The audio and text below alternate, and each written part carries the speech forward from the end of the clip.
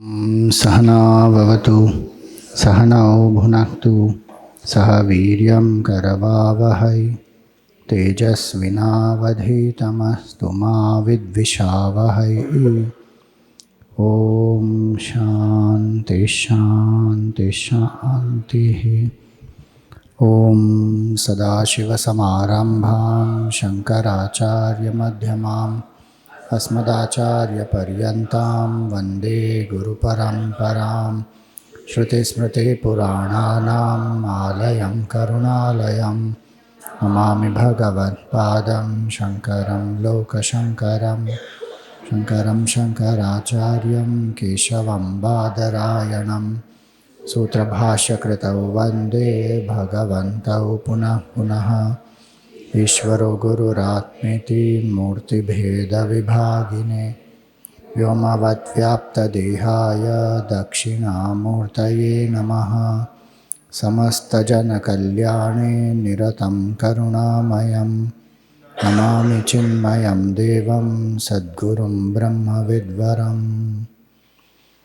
वासुदेवेन्द्रयोगीन्द्रं नत्वा ज्ञानप्रदं गुरुं मुमुक्षूणां हितार्थाय तत्त्वबोधोऽभिधीयते। हरिओम, सभी को प्रणाम। तो जीव के बारे में हमने देखा, जीव का सार या तत्व क्या है? वो है सत चित आनंद। अब जीव का सार अर्थात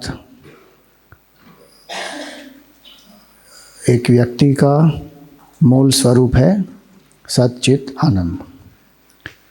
तो केवल मेरा स्वरूप सच्चिदानंद है या सभी का स्वरूप सच्चिदानंद है? ये ध्यान जानना चाहिए, नहीं तो क्या होगा, मैं सच्चिदानंद हूँ, तुम क्षुद्र जीव हो, ये भाव तो फिर सच्चिदानंद का अनुभव ही नहीं हुआ। जो एक आत्मा है, सभी में व्याप्त है, वो मैं हूँ और सभी वही हैं। इसीलिए हम सबको दिव्यता के भाव से देखते हैं।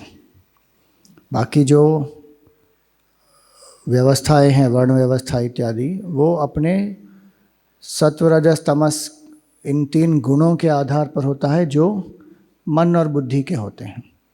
वो जन्म के आधार पर डिफ्रेंसिएशन नहीं होता। वो जो होता है वो गुणों के आधार पर होता है। और गुणों के आधार पर क्यों किया जाता है? ताकि व्यक्ति अपने स्वधर्म को पहचान कर अपने वासनाओं का क्षय कर सके कर्मयोग के द्वारा और परम तत्व को प्राप्त कर सके। इसका वो मुख्य प्रयोजन है। अब आते हैं दूसरे भाग पर, जो है जगत। इस पूरी सृष्टि को, प्रश्न आखिरी में रखेंगे, पूरी सृष्टि को जब हम देखते हैं तो इसका एक बहुत मुख्य लक्षण क्या है कि ये सृष्टि है परिवर्तनशील। दूसरा लक्षण इसमें क्या है कि इसमें विविधता है, बहुत सारी वैरायटी है, डाइवर्सिटी है। तो ये दो चीज़ें जब हम देखते हैं, अब जगत का जो एक एटिमोलॉजिकल भी एक अर्थ अगर लगाते हैं, क्या कहते हैं उसको, एक्रोनिम के जैसे, तो जायते, गच्छति, तिष्ठति इव। जगत क्या है? उत्पन्न होता है, जायते, और नष्ट होता है, गच्छति। बीच में ऐसा आभास होता है कि मानो जैसे है, तिष्ठति इव। वास्तव में वो नहीं है, वो हर क्षण दृष्ट नष्ट स्वभाव ही है वो जगत का। लेकिन हमारी इंद्रियों के असामर्थ्य के कारण हमको ये ठीक से दिखता नहीं है। हमको लगता है कि ये स्थायी है, लेकिन वो क्या है, हर क्षण नश्वर है और वो नष्ट हो रहा है। तो ऐसा नहीं है कि एक जो जगत है वो उत्पन्न होगा, फिर कुछ समय के बाद वो नष्ट होगा। जैसे ही उत्पन्न होता है वैसे नष्ट होता है। इसको कहते हैं क्षणिकवाद भी कहते हैं बुद्धिज्म में।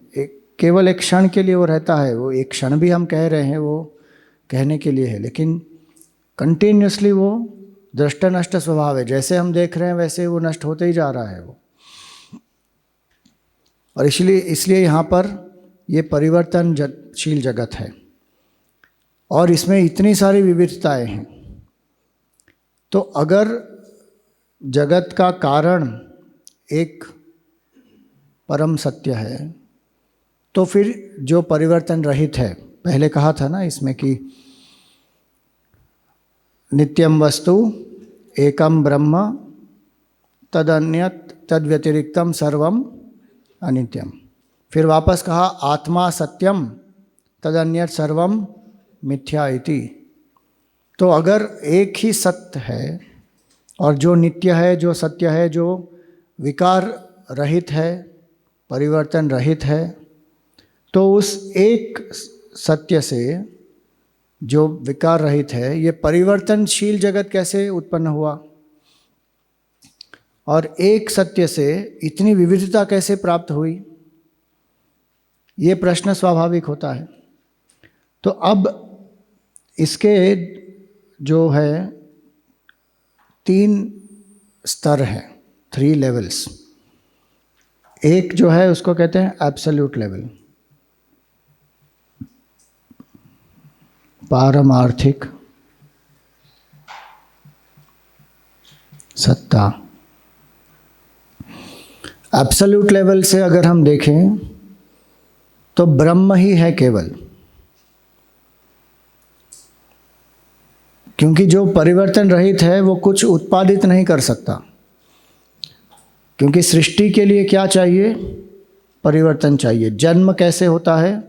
जन्म का अर्थ ही होता है परिवर्तन। क्यों?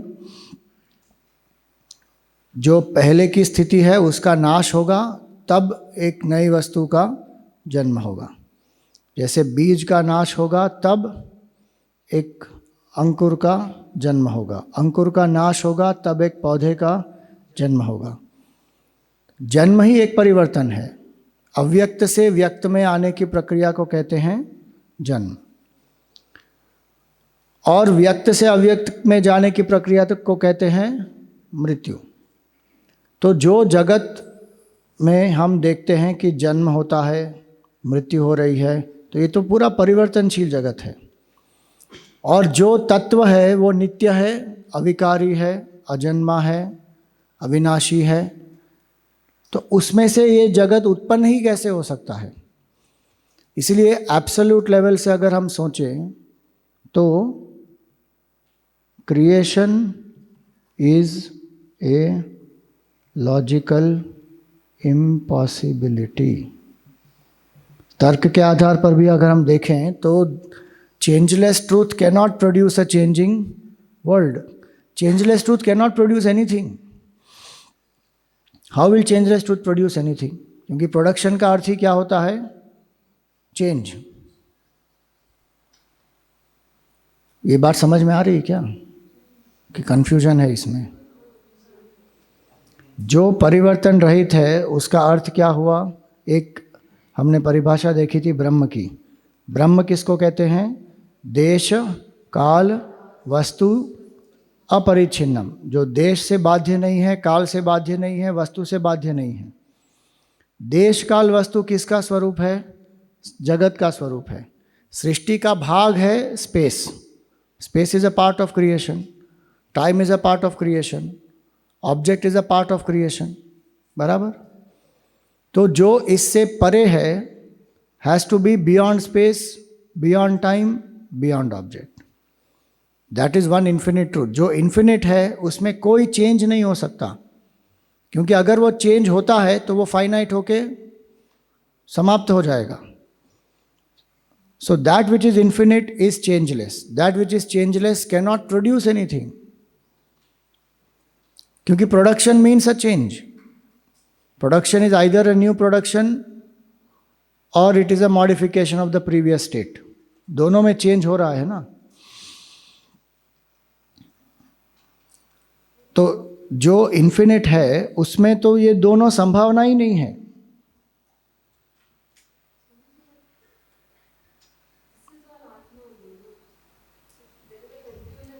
हाँ, तो वो 3 स्तर इसीलिए बता रहे हैं, अभी तो पहला स्तर हुआ। तो जो हम देख रहे हैं ये सबका सब परिवर्तनशील है, ये परिवर्तन रहित है। इसका कारण क्या हो सकता है? कल हमने देखा था, ये पूरा जो जगत है इसका कारण क्या होगा? अगर 5 तत्व भी कहेंगे वो भी सृष्टि का ही भाग है ना, वो भी परिवर्तनशील है। इसमें पंच तत्व नहीं है। तो इस स्तर पर सृष्टि ही नहीं है। This is the first level, absolute level, there is no creation. ये पहला स्तर है। सो इसी के लिए इसको कहते हैं पारमार्थिक सत्ता। इसमें क्या है? ब्रह्म केवल, बस। उसमें कोई द्वैत नहीं है, जीव नहीं है, जगत नहीं है और जगदीश्वर भी नहीं है। ये तीनों नहीं है, जीव, जगत, जगदीश्वर नहीं है। किस स्तर पर? पारमार्थिक सत्य के स्तर पर।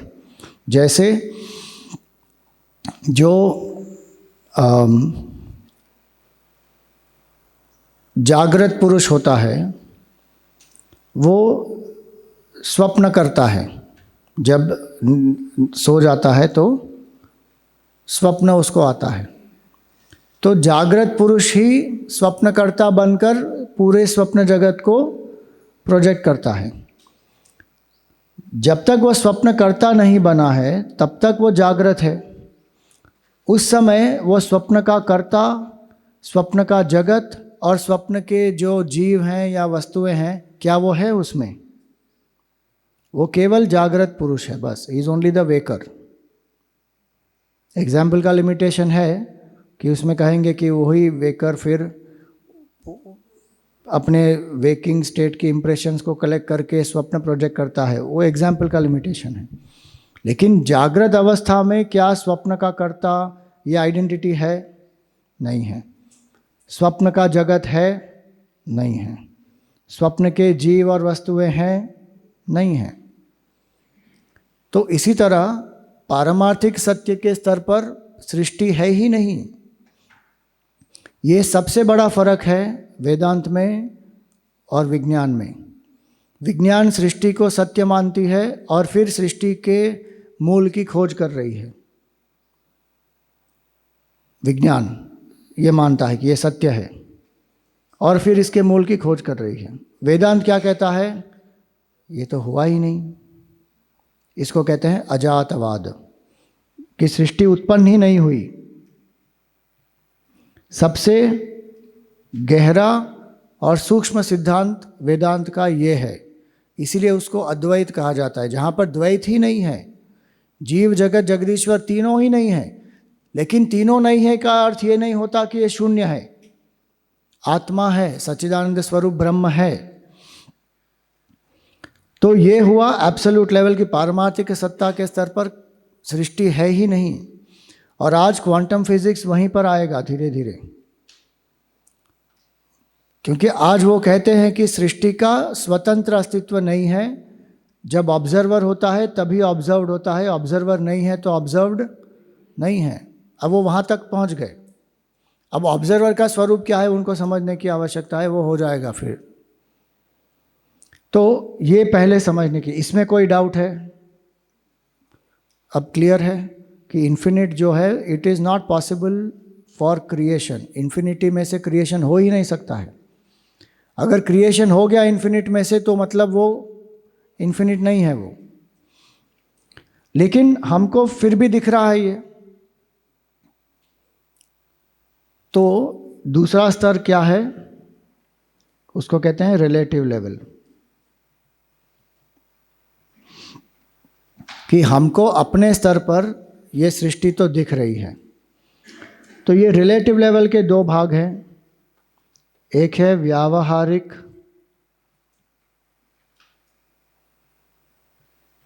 सत्ता और एक है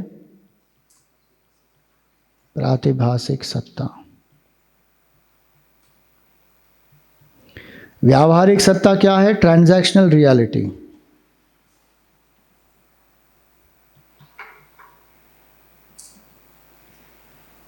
ठीक है, ये ट्रांजैक्शनल है, जो हम व्यवहार कर रहे हैं। मैं बैठा हूँ, बात कर रहा हूँ, आप वहाँ बैठे हैं, सुन रहे हैं, यहाँ पर एक व्यवहार हो रहा है, ट्रांजैक्शनल रियलिटी। अब इसको हमने सत्य मान लिया है कि दिस इज द ट्रूथ, ये है। इसको हमने क्या मान लिया है? Absolutely real. लेकिन वेदांत क्या कह रहा है? ये केवल प्रातिभासिक सत्ता है, this is only a illusory appearance.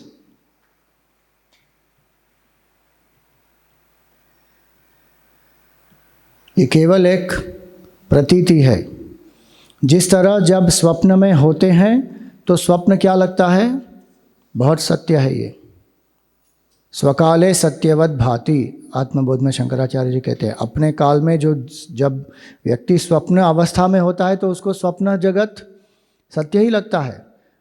एक पल के लिए भी ये नहीं सोचेगा कि ये तो मिथ्या है। क्यों? क्योंकि उसने ये स्वप्न पुरुष के साथ जो उसका एक तादात्म्य है कि मैं ये स्वप्न का एक कैरेक्टर हूँ, तो इसलिए ये स्वप्न का जगत है, अलग है, और ये सत्य है, तो उसको वो सत्य ही लगता है। लेकिन प्रबोधे सति असत भवेत, जब वो उठ जाता है स्वप्न से तब उसको पता चल जाता है कि अरे ये तो था ही नहीं।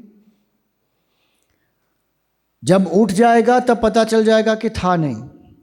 जब स्वप्न में है तब तक क्या लगेगा? ये सत्य है।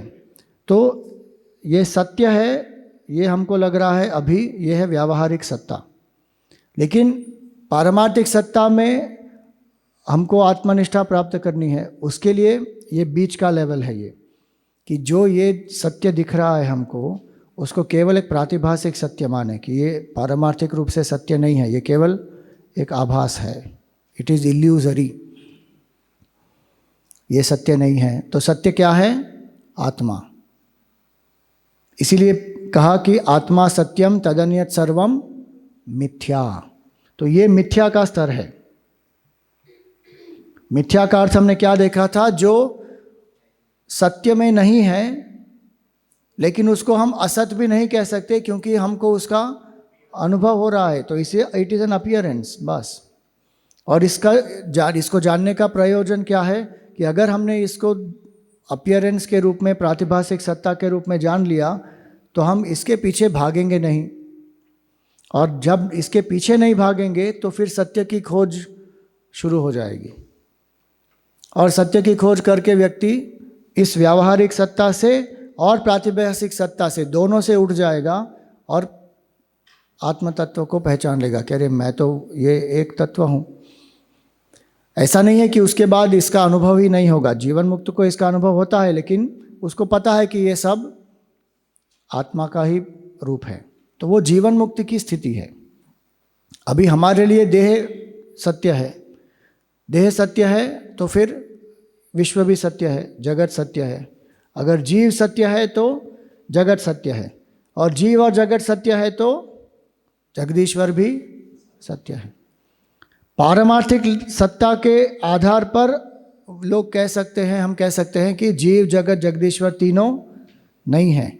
लेकिन अगर हम व्यावहारिक लेवल पर हैं तो फिर जीव सत्य है, जगत भी सत्य है, जगदीश्वर भी सत्य है। लेकिन ये जो व्यवहार है वो केवल व्यवहार के लिए है, ये पारमार्थिक सत्य नहीं है। तो इसीलिए इसको एक अपीयरेंस के रूप में देखना है कि हमारा ये रोल है। जैसे गुरुदेव ने उस दिन कहा था वीडियो में, play the game, it is a sport, play with a sportive attitude. But क्या हमको जानना है कि ये एक मिथ्या है। ठीक है, तो अब किस तरह इस पारमार्थिक सत्य से इस जगत की जो परिवर्तनशील जगत है उसकी उत्पत्ति कैसे हुई? अगर जगत हम देख रहे हैं तो उसका कारण क्या होगा? केवल ब्रह्म। जगत का कारण और कुछ हो नहीं सकता। क्यों? क्योंकि ब्रह्म अनंत है, एक ही कारण हो सकता है ना। ब्रह्म के अलावा कोई और कारण हो गया तो क्या होगा फिर? ब्रह्म अनंत नहीं रहेगा, ब्रह्म भी नश्वर हो जाएगा, वो कारण भी नश्वर हो जाएगा।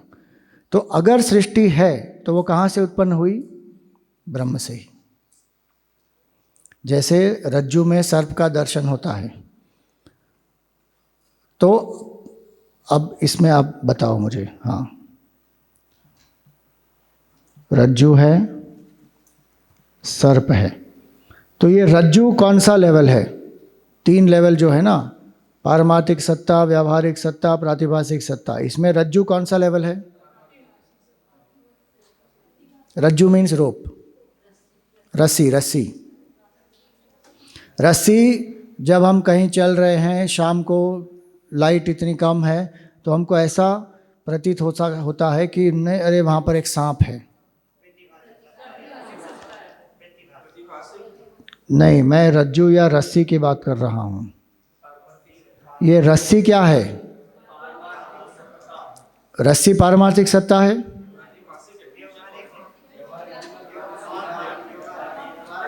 अरे तीनों जवाब दोगे तो फिर क्या? कोई बोल रहा है पारमार्थिक, कोई बोल रहा है प्रातिभासिक, कोई बोल रहा है व्यावहारिक।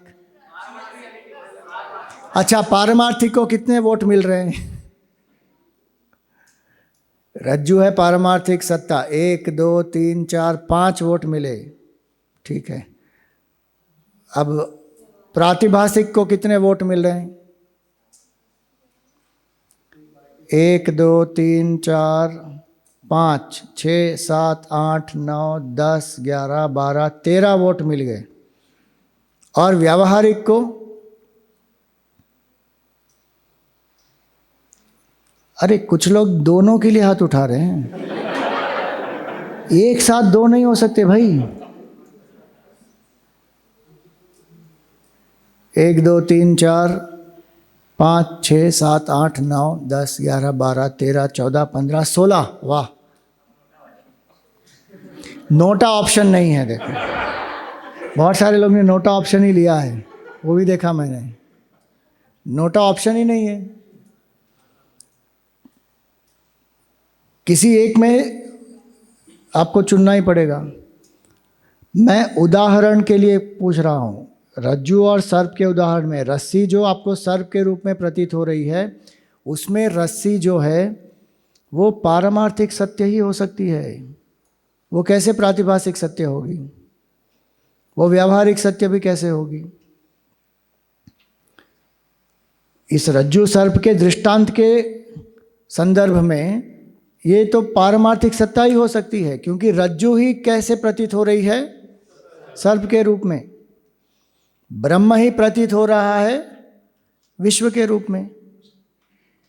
तो रज्जू सर्प, अगर आपने सर्प देखा तो सर्प का कारण क्या हो सकता है? वहाँ पर रज्जू। अगर वहाँ पर रस्सी या रज्जू नहीं है तो आप सर्प नहीं देख सकते। तो अगर कोई कारण है उस सर्प का, तो वो कारण क्या है? वो रज्जू ही है, और उस रज्जू को यहाँ पर हम पारमार्थिक सत्ता समझना चाहिए हमको। तो ये रस्सी जो है वो है पारमार्थिक सत्ता। अब वो दिख रही है हमको कैसे? सर्प के रूप में। अब ये सर्प के रूप में जब दिखेगी तो व्यावहारिक जब हम मानेंगे, तब हम ये मानेंगे कि ये सर्प जो है वो सत्य है, और इस सर्प ने अभी मुझे काट लिया, अब उसका जहर मेरे पूरे शरीर में बढ़ रहा है, अब मैं मर जाऊंगा, फिर मेरा क्या होगा, मेरे बच्चों का क्या होगा, और फिर धीरे धीरे वो ऐसे ऐसे हिलने भी लगेगा, फिर उसके मुंह से झाग भी आएगा। क्यों? क्योंकि उसने क्या मान लिया? ये सर्प सत्य है, सर्प ने मुझे काटा, अब मैं मरूंगा। लेकिन अगर कोई बता देगा कि अरे भाई देखो, ये सर्प जो है वो सत्य नहीं है, वो मिथ्या है, प्रातिभासिक है, तो ये प्रातिभासिक है। जब उसको बता दिया जाएगा कि ये सत्य नहीं है, ये मिथ्या है, फिर वो समझेगा अच्छा ये सर्प नहीं है, ये मिथ्या है। अच्छा तो सर्प नहीं है तो फिर क्या है वहाँ पर? तो बोलेंगे टॉर्च लगा के देखो। टॉर्च लगा के जब देखेगा तो क्या देखेगा? रस्सी है। अब वो जब रस्सी को देखेगा तब उसको क्या अनुभव हो जाएगा? सर्प भी नहीं है, वहाँ पर सर्प है ही नहीं। तो ये व्यावहारिक और पारमार्थिक दोनों क्या हो जाएंगे? कैंसल हो जाएंगे। क्या रहेगा वहाँ पर? केवल पारमार्थिक, रस्सी, बस।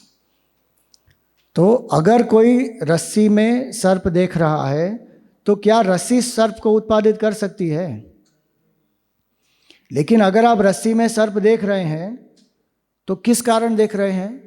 भ्रांति के कारण, अज्ञान के कारण। तो इसी तरह अगर ब्रह्म है, अगर हम सृष्टि देख रहे हैं तो उसका कारण केवल ब्रह्म ही हो सकता है। लेकिन ब्रह्म जो है वो पूरी सृष्टि के रूप में प्रतीत क्यों हो रहा है? अज्ञान के कारण। अब ये अगर आपको समझ में आ गई बात, तो किस तरह ब्रह्म से ये सृष्टि प्रतीत होती है ये देखना है। इसलिए वेदांत क्या कहता है? Creation is not a production. जैसे कुम्हार जो है वो घड़े को उत्पादित करता है, वैसे ब्रह्म जो है सृष्टि को उत्पादित नहीं कर रहा। क्यों? क्योंकि इस उत्पादन में क्या होता है? जो उत्पादक होता है वो जो उत्पादित वस्तु है उससे अलग होता है। कुम्हार और जो घड़ा है वो अलग है ना। तो क्या ब्रह्म इस तरह सृष्टि का उत्पादन करके प्रोडक्ट के जैसे निकाल रहा है? ये प्रोडक्शन फैक्ट्री है क्या ब्रह्म? असेंबली लाइन लगा दिया उसने।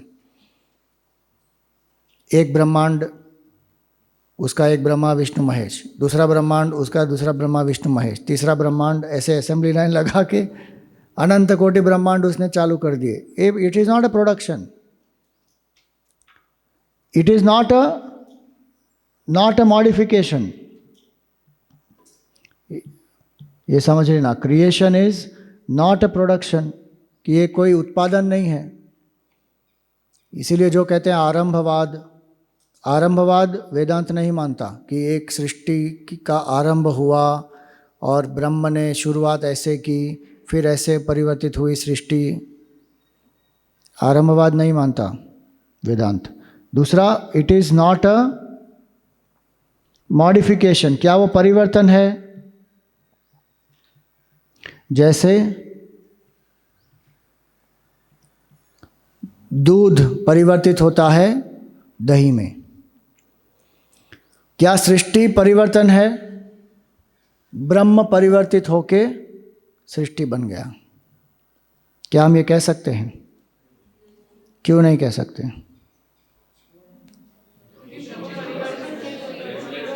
एक के बाद एक।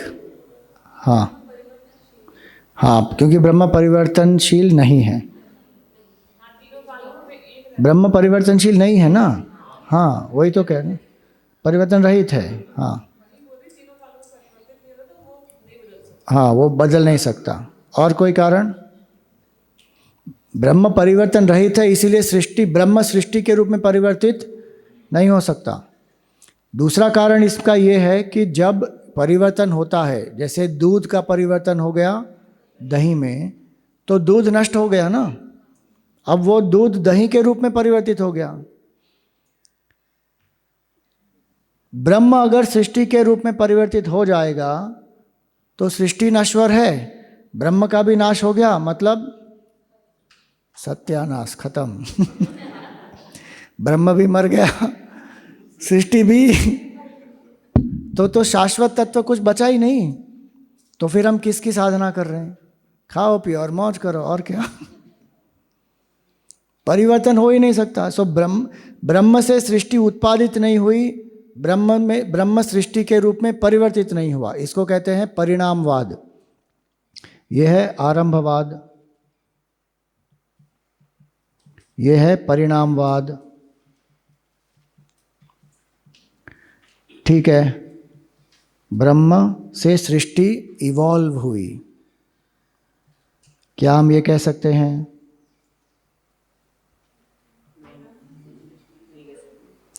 विकासवाद इसको कहते हैं। ब्रह्म से सृष्टि का विकास हुआ। पहले छोटा सा एक यूनिसेलुलर ऑर्गेनिज्म था, फिर वो अमीबा बट गया, फिर धीरे धीरे धीरे धीरे वो क्या हुआ, क्या है पहले वो एवोल्यूशन थियोरी का जो है जलचर है। तो पहले वो क्या है, एम्फीबियन के पहले क्या है, नहीं नहीं है, एम्फीबियन के पहले क्या है, रेप्टाइल उसके बाद है ना। हाँ जो भी है वे अमीबा होगा। जो अमीबा के बाद केवल जलचर को क्या कहते हैं, एक्वाटिक क्रीचर। एम्फीबियन मतलब जो लैंड और इसमें दोनों होगा वही ना। तो उसके पहले वाला जो एक्वाटिक, हाँ ओनली इन वाटर, हाँ तो पहले एक्वाटिक, फिर एम्फीबियन, फिर रेप्टाइल। ये थियोरी ऑफ एवोल्यूशन दी है। और कल जैसे मैंने कहा था, ये पुराणों में कहीं पे भी ये थियोरी ऑफ एवोल्यूशन नहीं है, ये हमने तोड़ मरोड़ के घुसाड़ के बना दिया है उसको। इसीलिए हमको साइंस में अपनी स्पिरिचुअलिटी फिट नहीं करनी है। Science will upgrade itself to realize the truth. हमको तोड़ मरोड़ के अपनी स्पिरिचुअलिटी साइंस के हिसाब से नहीं करनी है। अगर साइंटिफिक प्रिंसिपल आध्यात्मिक सिद्धांतों के साथ तालमेल हो रहा है उसका, तो उसका प्रयोग करो और उसका उदाहरण दे दो, लेकिन उसको तोड़ के इसमें फिक्स करने की कोई आवश्यकता नहीं है। इसका कोई तथ्य नहीं है कि कौन सा अवतार पहले हुआ? नहीं, आप देखो भागवत में, नहीं भागवत में आप देखो, ये सीक्वेंस ही ऐसा नहीं दिया है। अलग अलग अवतार के अलग अलग सीक्वेंस दिए हुए हैं। हाँ वो बना दिए हैं 10 अवतार। और विष्णु भगवान के केवल 10 अवतार नहीं हैं, बहुत सारे हैं। भागवत में पहले ही आ जाता है वो 24 अवतार तो ऐसे ही आ जाते हैं। भगवान के तो कितने हैं, कपिल मुनि भी भगवान के ही अवतार हैं। हाँ वेद व्यास जी भी हैं, नारद जी भी हैं, ये सब लिखा हुआ है उसमें।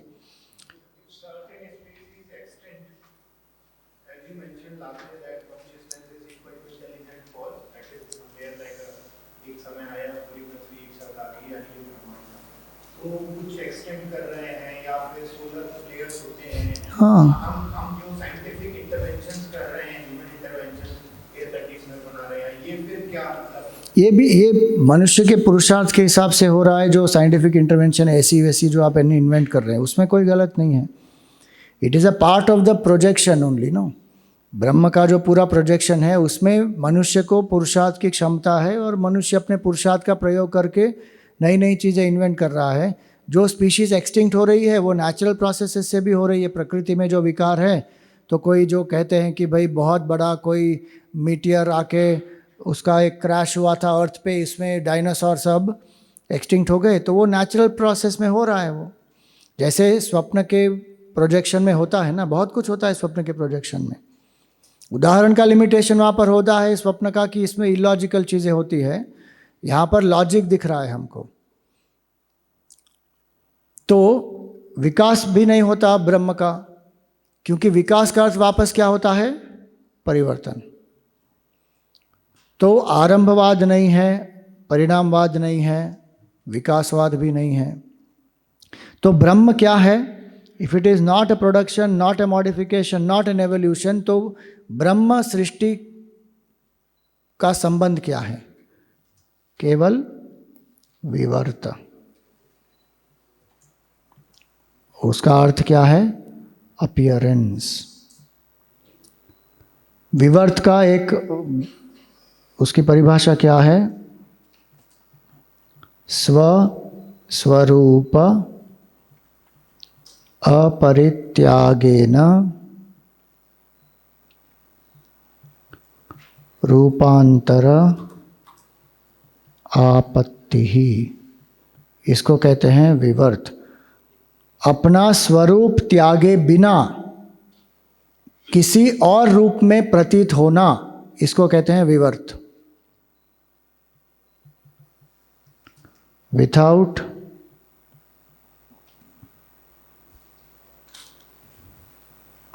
abandoning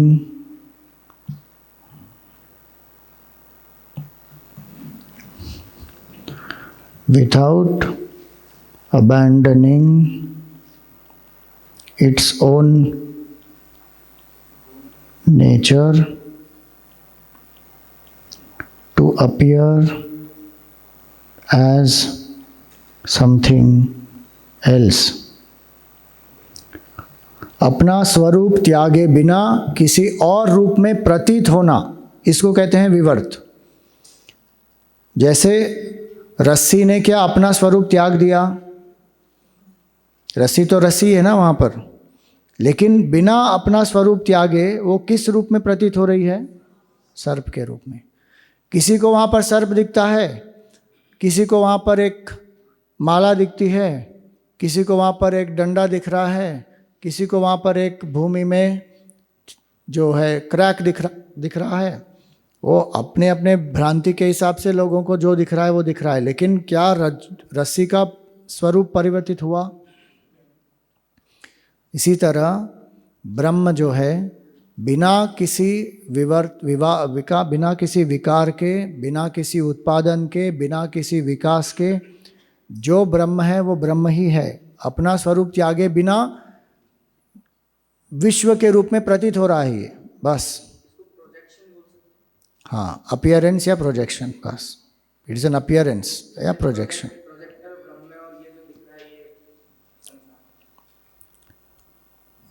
वो प्रोजेक्टर के बारे में हम इसके बाद आएंगे, ईश्वर का अस्तित्व आ जाएगा उसमें। अभी के लिए केवल ब्रह्म और जगत के बारे में पहले देखते हैं कि ब्रह्म ही जगत के रूप में प्रतीत हो रहा है। जैसे पूरा का पूरा स्वप्न का जगत जो है वो किसके रूप में प्रतीत हो रहा है? जो जागृत व्यक्ति है वही पूरा का पूरा स्वप्न के रूप में प्रतीत हो रहा है ना। वो क्या उस जागृत व्यक्ति को कुछ हुआ?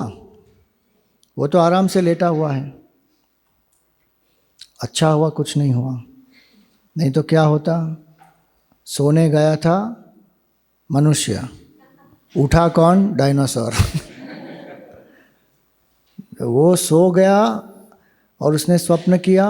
वो स्वप्न केवल पूरी की पूरी प्रतीति है, बस। उसको कुछ भी नहीं हुआ। स्वस्वरूप परित्यागेन रूपांतर आपत्ति, इसको कहते हैं विवर्तवाद। शंकराचार्य जी ने इस सिद्धांत का प्रचार प्रसार किया कि पूरी सृष्टि क्या है? केवल एक विवर्त है। It is not a production, it is not a modification, it is not a evolution. एक विवर्त है। अब ये जो समझ आई, हमको ये विवर्तवाद समझने से क्या होगा कि ये अपीयरेंस है, मतलब ये क्या है? इल्यूजरी है। तो जो अभी यहाँ पर सृष्टि का क्रम बताएंगे कि ये किस तरह हुआ, अलग अलग सृष्टि के क्रम बताए जाते हैं उपनिषदों में। उसका प्रयोजन ये नहीं है कि ये समझाया जाए कि सृष्टि कैसे उत्पादित हुई। क्या कोई वैलिड प्रोसेस आप बता सकते हैं कि रज्जू ने किस तरह सर्प को उत्पादित किया? कोई वैलिड प्रोसेस हो ही नहीं सकता, क्योंकि सर्प क्या है? भ्रांति है। वो कहाँ पर है? केवल जो देख रहा है ना उसके मन में है। तो इसलिए जो सर्प देख रहा है उसको एक्चुअली उत्तर देना चाहिए ना कि तुम सर्प क्यों देख रहे हो, क्योंकि वहां पर क्या है? एक्चुअली केवल रस्सी है। अगर कोई बोलेगा कि स्वामी जी आप मुझे बताओ वहां पे सर्प में से रस्सी में से सर्प कैसे उत्पादित हुआ, तो मुझे क्या उत्तर देना चाहिए कि अरे वहां तो रस्सी है, तुमको सर्प दिख रहा है, तो तुम मुझे बताओ कैसे हुआ। इसीलिए गुरु क्या कह रहे हैं कि ब्रह्म सत्यम, ब्रह्म ही सत्य है। लेकिन शिष्य को ब्रह्म का पता नहीं। शिष्य क्या देख रहा है? जगत ही सत्य है। और अब शिष्य क्या पूछ रहा है? ये जगत कहाँ से आया, कैसे आया, क्यों आया, बताओ। किसको ये सवाल पूछना चाहिए? गुरु को शिष्य से पूछना चाहिए, अरे तुम बताओ कौन सा जगत, रमण महर्षि को जब किसी ने पूछा कि ये विश्व युद्ध चल रहा है, वर्ल्ड वॉर 2 चल रहा था उस समय, कि भगवान वर्ल्ड वॉर 2 चल रहा है, आप क्या उपदेश देना चाहेंगे, आप क्या संदेश देना चाहेंगे? उनका जवाब क्या था? विच वर्ल्ड? अब ये जवाब भी उनके लिए एक्चुअली अस्तित्व नहीं रखता, लेकिन जो इसने पूछा उसके लिए वो सत्य लग रहा है उनको। तो ये जो प्रश्न है, ये समझना चाहिए कि ये जो भी थियोरी ऑफ क्रिएशन दी गई है वो केवल हमको एक थोड़ा इंटेलेक्चुअली क्वाइट करने के लिए की गई है। It does not validate the creation. और हर एक थियोरी ऑफ क्रिएशन में एक लूप होल होगा, पक्का होगा। क्यों? क्योंकि जब रज्जु से सर्प उत्पन्न ही नहीं हुआ, आप कौन सी भी थियोरी लगा दो, क्या वो वैलिड होगी? हो ही नहीं सकती। लेकिन फिर भी थियोरी ऑफ क्रिएशन क्यों दी गई है? क्योंकि हमको ये सत्य लग रहा है, हम ये मानने को ही तैयार नहीं है कि ये नहीं है। अगर कोई शिष्य मानने को तैयार है कि ये है ही नहीं, केवल ब्रह्म है, तो फिर उसको ये प्रश्न ही नहीं आएगा कि ये कहाँ से आया। तो अब ये अगर समझ लिया, तो अब ये यहाँ पर एक सृष्टि का क्रम बताया जाएगा कि सृष्टि कैसे हुई। तो कहा गया कि ये सृष्टि हुई 24 तत्वों से। अब ये सृष्टि का क्रम देखिए यहाँ पर। अथ चतुर्विंशति तत्वोत्पत्ति प्रकारम वक्ष्यामः। तो ये दूसरा प्रकरण अब शुरू हो रहा है यहाँ पर कि सृष्टि के जो फंडामेंटल ब्लॉक्स हैं वो क्या है? 24 तत्व हैं, चतुर्विंशति। और ये 24 क्या है? तो 5 ज्ञानेंद्रिय,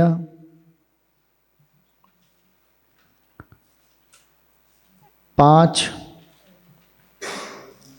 कर्मेंद्रिय, 5 प्राण, उसके पहले 5 महाभूत। सबसे पहले पंच महाभूत, फिर ज्ञानेंद्रिय, फिर कर्मेंद्रिय, फिर प्राण, फिर एक मन। ये मन है ना, मैन नहीं लिखना भाई। बोले कि मैन क्रिएट किया, वुमन नहीं किया। ये मन है, mind. Better to write mind.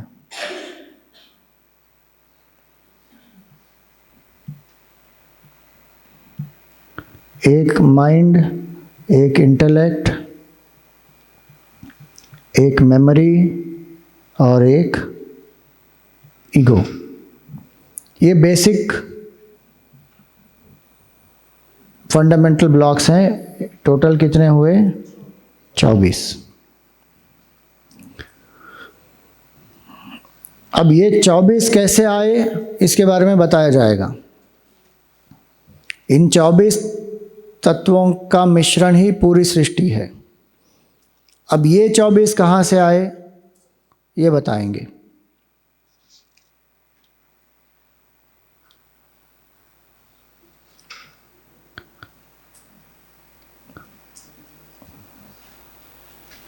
जो परिवर्तन रहित है, उसने ये परिवर्तनशील जगत को के रूप में कैसे वो प्रतीत हो रहा है? तो 24 तत्वों के माध्यम से। ये 24 तत्व कहाँ से आए? तो अब कहते हैं ब्रह्माश्रया सत्वरजस्तमो गुणात्मिका माया अस्ति। तो ये जो 24 तत्व आए हैं, क्या वो ब्रह्म से आ सकते हैं पूरे के पूरे? तो कहे नहीं। ये कहाँ से आए? माया से। ये माया क्या है? तो कई लोग ये जो माया शब्द है ना, उसका प्रयोग किसके लिए करते हैं? कुछ लोग माया धन के लिए करते हैं, कुछ लोग माया किसके लिए करते हैं? गृहस्थ के लिए। कि ये स्वामी जी हम तो माया में फंस गए, आप तो मुक्त हो गए।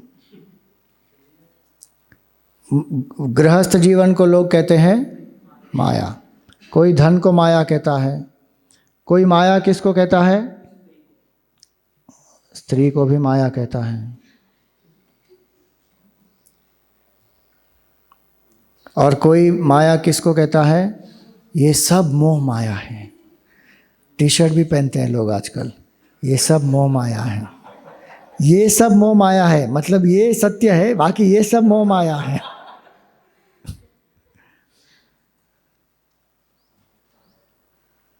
तो ये माया शब्द के ये बहुत सृष्टि को भी लोग माया कहते हैं। जब ये कहते हैं ना कि ये सब मोह माया है, तो ये सब का अर्थ क्या हुआ? ये सृष्टि। तो ये जो है ये बहुत ही जनरल, एकदम सिंपल कलोकियल यूसेज है माया शब्द का। माया क्या होती है? तो माया के ये है एक ब्रह्माश्रया माया। तो सबसे पहले ये ब्रह्म की शक्ति है, ये स्वतंत्र शक्ति नहीं है।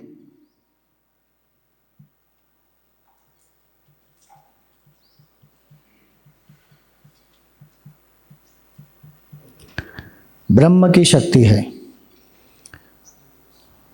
शक्ति जो है क्या वो स्वतंत्र रह सकती है? शक्ति को शक्तिमान की आवश्यकता होती है। कोई भी पावर जो है उसका एक लोकस होता है, तो अपने आप वो रह नहीं सकती, उसका एक लोकस, उसका एक बेस होगा। तो ब्रह्म की शक्ति है ये माया, स्वतंत्र शक्ति नहीं है ये। और इसीलिए जब कहते हैं प्रकृति, तो प्रकृति अपने आप में अस्तित्व नहीं है उसका, वो शक्ति किसकी है? पुरुष की।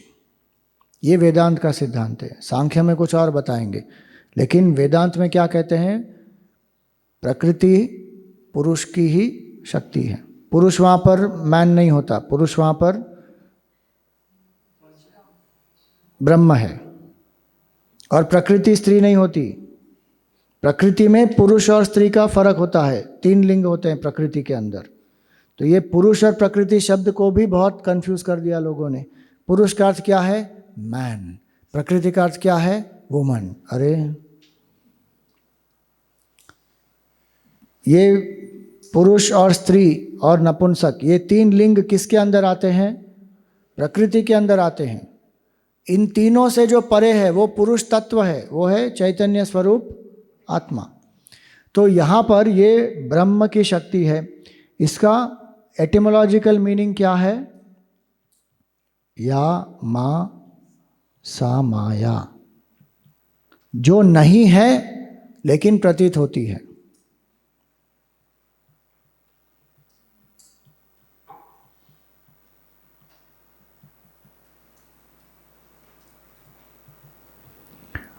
ब्रह्म के पारमार्थिक सत्ता के स्तर पर माया का अस्तित्व ही नहीं है। क्यों? क्योंकि माया है ही नहीं, केवल ब्रह्म है। ब्रह्म से ये परिवर्तनशील जगत कैसे प्रतीत हो रहा है, तो वो समझाने के लिए माया का हम प्रयोग कर रहे हैं।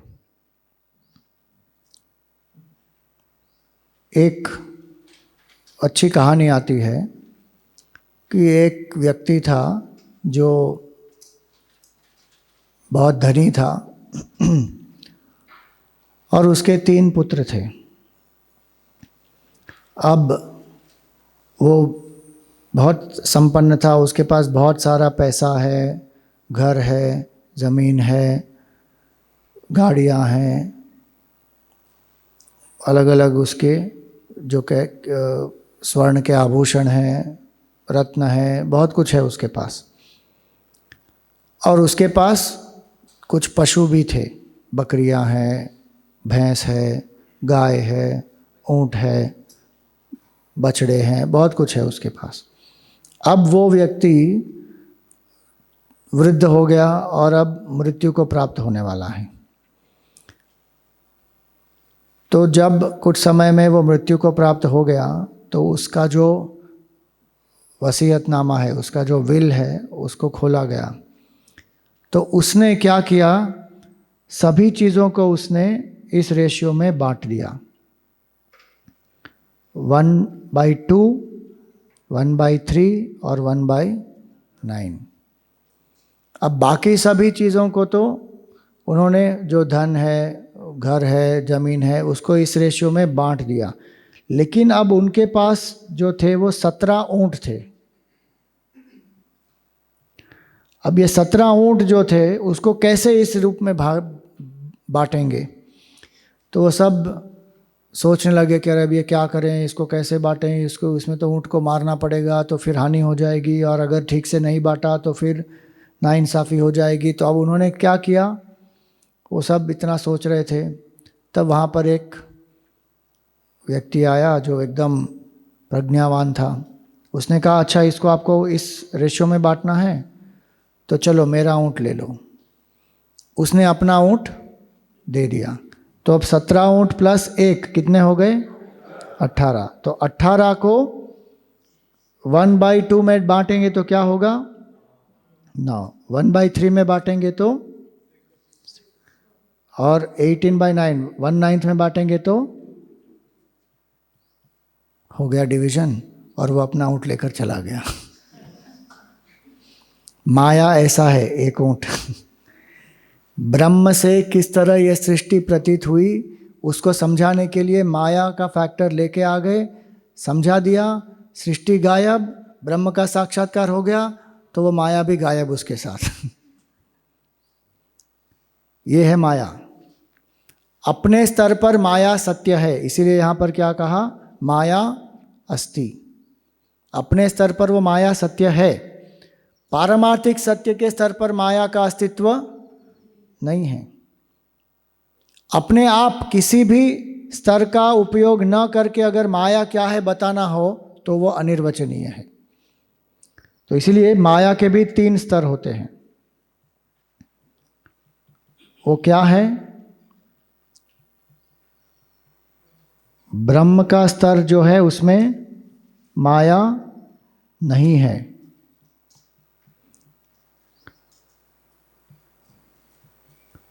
सृष्टि अगर हम देखते हैं तो फिर माया ब्रह्म की शक्ति है।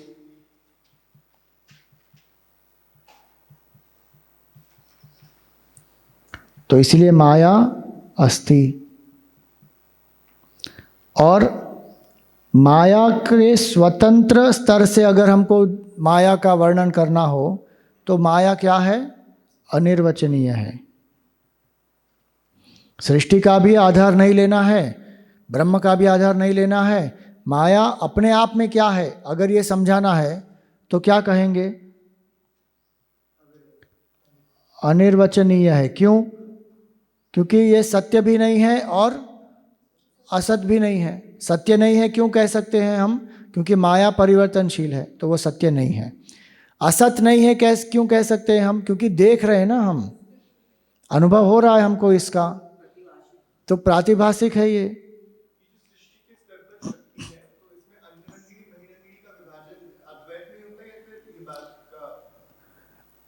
ये मुझे नहीं पता, अंतरंगिणी और बहिरंगिणी अगर वो शाक्त या तंत्र में होता होगा तो होता होगा। वेदांत में तो मैंने अभी तक ये नहीं पढ़ा।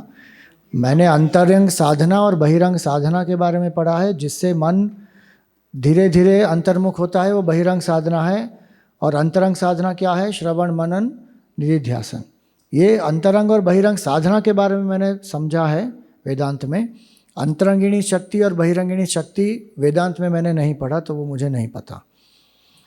माया के माया की जो शक्ति है वो 2 रूप में काम करती है, वो हम देखेंगे वेदांत क्या कहता है इस माया शक्ति के बारे में। लेकिन ये 3 स्तर पहले समझ लो।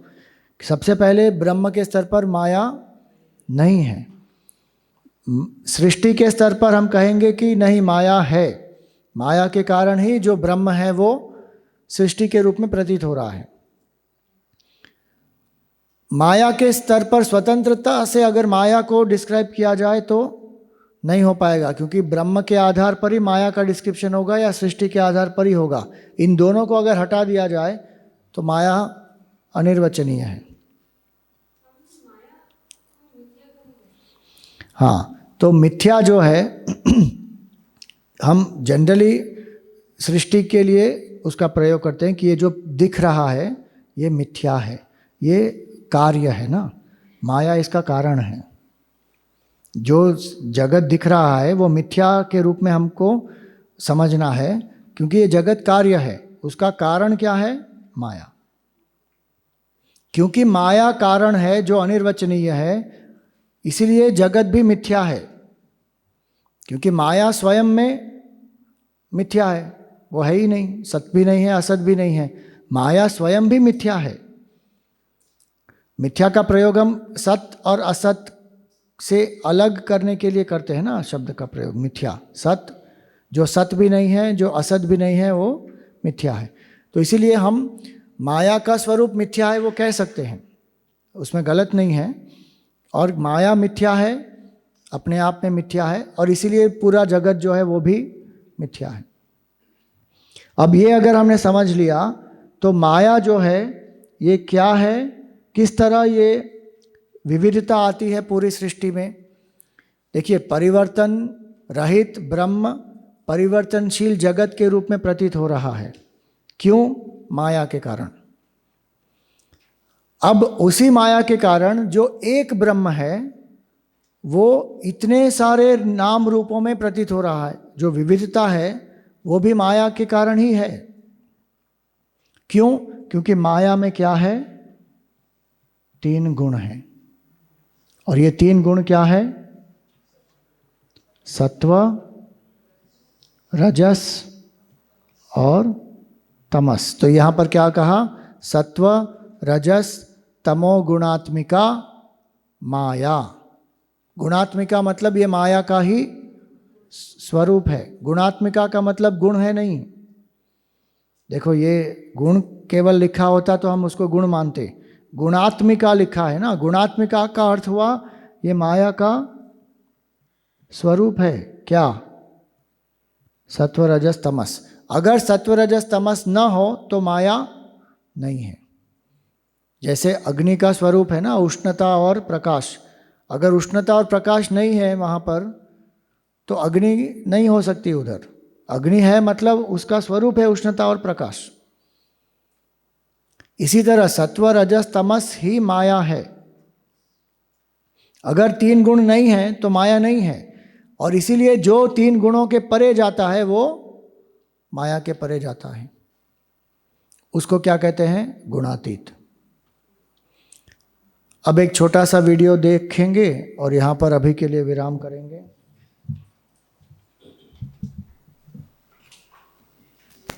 ये 3 गुणों का ही कॉम्बिनेशन है पूरी सृष्टि, और इसके कारण ही इतनी सारी वैरायटी है यहाँ पर। सत्व, रजस, तमस जो है पूरी सृष्टि में व्याप्त है। तो सात्विक प्लांट है, सात्विक बर्ड है, सात्विक एनिमल है, सात्विक ह्यूमन है। वैसे ही राजसिक, तामसिक प्लांट्स, बर्ड्स, एनिमल सब कुछ है यहाँ पर। सत्व, रजस, तमस के कॉम्बिनेशन से ही पूरी सृष्टि बनी है। तो यहाँ पर गुरुदेव जो है एक बहुत सुंदर उदाहरण दे रहे हैं।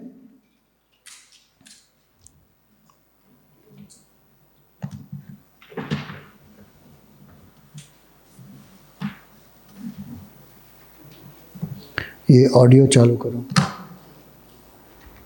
चालू है?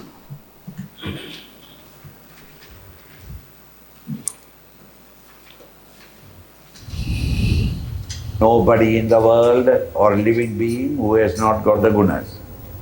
All the 3 gunas are in everyone. A professional murderer and a wretched man, evil-minded man, even he has got sattvic moods. Even the greatest saint and sage has moments of tamas and rajas. All the 3 put together is called the human personality. Never can there be only one. Coffee means 3 things: decoction, milk and sugar. 3 things mixed together is normal coffee, not American coffee. American coffee is anything they put there, some black powder and keep on burning. boiling till evening and take it a little. What are you doing? Coffee. That is the tragedy of this country. Never mind. The real coffee is made artistically by mixing these three, and then you take coffee. Now, right. Now, even though this coffee contains only three things, if you on a Saturday or Sunday visit 4 or 5 friends, Hindu friends, Indian friends, when you visit, whatever be the time or the day, they will not allow you to go out without coffee. Come on, let us have a little coffee. No, I don't want it. I just now had, never mind. I just now had food. Good. Digestion, coffee is good. No, I have just now go and take food. Very good. It's an appetizer. You won't be allowed to go without taking coffee. You go in 4 or 5 places, take coffee. Every coffee contains the 3. But no 2 coffees are the same. Hi. Go to a South Indian coffee. The coffee is coffee. But it's all decoction. Milk pot and sugar pot have been brought around it, not inside it. That is called South Indian coffee. Gujarati, go there. Ayya. The milk, the sugar dabba when you was putting, it just gone falling. Sugar rush. Punjabi coffee. A cup or glass of milk and 1 drop of coffee, one end, and sugar. And that coffee, they won't shake it because it may spread. And then take that milk only. Coffee is only a witness that I am here. Meaning, the proportion of one to the other give different tastes. In the same way, these 3 gunas are in every one of you. But the preponderance of one over the other gives the various tastes, the various performances, various perfume of your personality. Now let us have some music. अब coffee पियेंगे तो क्या याद आएगा? सत्व, रजस और तमस। अब ये नहीं कहना कि स्वामी जी मैं तो ब्लैक कॉफ़ी लेती हूँ, उसमें तो मिल्क ही नहीं होता है। ये लिमिटेशन है एग्जाम्पल का, ठीक है? हाँ तो इसलिए सब में होते हैं 3 गुण, सत्व, रजस और तमस। इसमें भी हमने देखा था कि सत्व, रजस, तमस का एक आवश्यक भाग होता है और एक बंधन वाला भाग होता है। आवश्यक भाग की आवश्यकता सबको होती है। ज्ञान के लिए सत्व चाहिए, कर्म के लिए रजस चाहिए और आराम और निद्रा के लिए तमस चाहिए। ये आवश्यक भाग है। ज्ञान अहंकार बंधन वाला भाग है, राग द्वेष रजोगुण के बंधन वाला भाग है और प्रमाद, आलस्य, ये सब क्या है? अविद्या, तमोगुण के बंधन वाले भाग हैं। अब माया के बारे में इतना हमने समझा है। माया के 2 और उसकी एक शक्ति है। माया शक्ति किस तरह काम करती है वो हम ब्रेक के बाद लेंगे वापस। 11:30 को वापस आएंगे। ओम पूर्णमद पूर्णमिदं पूर्णात् पूर्णमुदच्यते पूर्णस्य पूर्णमादाय पूर्णमेवावशिष्यते। ओम शांति शांति शांति। हरि ओम श्री गुरुभ्यो नमः। हरि ओम।